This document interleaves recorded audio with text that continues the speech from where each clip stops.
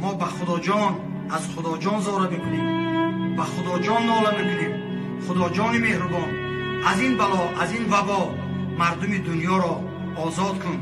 به تاجیکستان ما از این بلا که رها دادی خدای لیم به تاجیکستان نبیاید این دردها.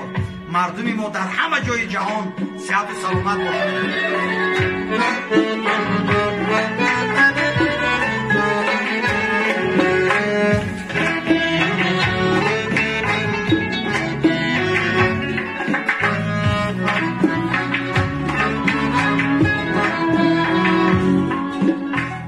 مردمان بر خود بیاییم، از خدا خواهیش کنیم.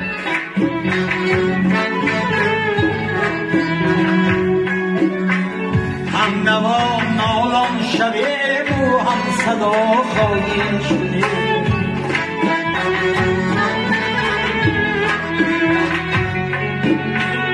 ابتدا و انتهای زندگی در دست او، انتها را یاد آریم، ابتدا خواهیش کنیم.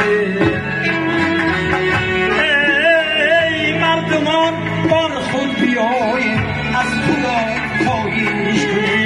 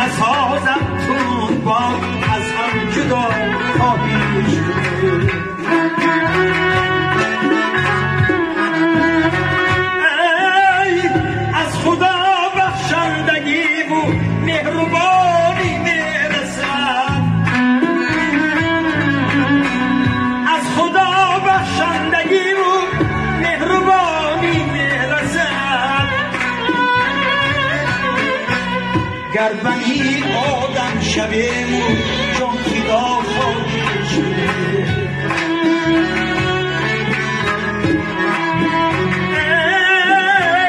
گر بنی آدم شویم جان فدا خواهیش کنیم.